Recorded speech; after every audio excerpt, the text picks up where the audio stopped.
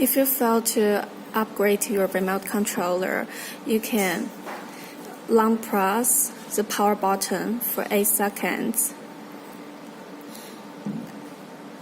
and then push the roller to the end and keep it, and then click the button for like 7 times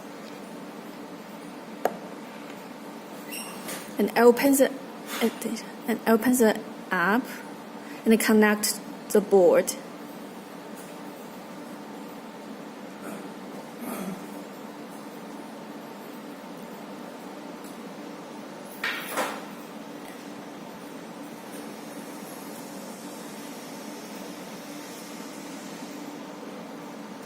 And then you can upgrade your remote controller.